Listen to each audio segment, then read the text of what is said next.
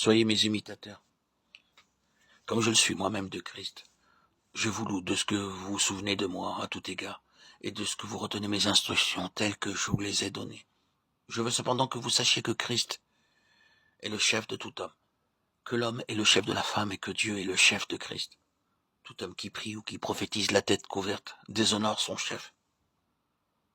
Toute femme, au contraire, qui prie ou qui prophétise la tête non voilée, déshonore son chef. C'est comme si elle était rasée. Car si une femme n'est pas voilée, qu'elle se coupe aussi les cheveux.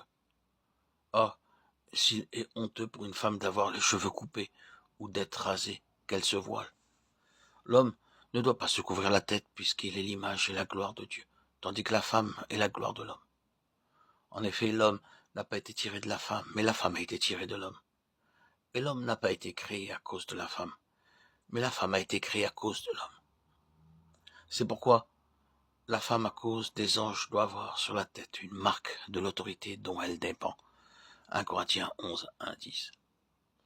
Ainsi, tout comme nous nous agenouillons pour prier afin d'honorer le Seigneur Jésus comme roi des rois, nous trouvons dans 1 Corinthiens 11, 1, 10 une deuxième manière d'honorer le Seigneur Jésus-Christ comme Seigneur des Seigneurs. Il est dit en effet que les hommes doivent honorer le Seigneur, la tête découverte, tandis que les femmes l'honorent en se couvrant la tête. Aux Indes, parmi les hindous, les musulmans ou les sikhs, chaque fois qu'un homme se rend dans un lieu de culte, il se couvre la tête. Tous les hindous pratiquent ces religions, se couvrent la tête en entrant dans le temple. Supposez que je me tienne devant vous durant un culte, ayant un chapeau sur la tête.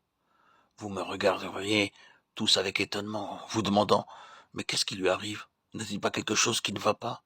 Pourquoi se couvre-t-il la tête ?» Cela paraîtrait à vous tous très étrange. Mais la Bible nous dit qu'en se découvrant, l'homme donne l'honneur au Seigneur Jésus-Christ. Par contre, la femme, en se voilant, en se couvrant la tête, donne ainsi l'honneur et rend gloire au Seigneur Jésus-Christ. Peu importe qui sont ces femmes, qu'elles soient hindoues, japonaises, chinoises, françaises, allemandes, belges, espagnoles, italiennes, africaines, blanches ou noires, riches ou pauvres, toutes les femmes doivent honorer le Seigneur, la tête couverte.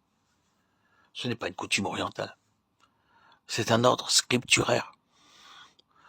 Nous trouvons ici au nom du Seigneur Jésus-Christ, nous prions dans le nom du Seigneur Jésus-Christ, nous prêchons dans le nom du Seigneur Jésus-Christ.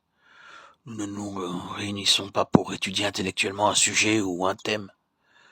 C'est pourquoi je vous dis, chères sœurs, n'ayez pas honte de vous couvrir la tête dans les réunions.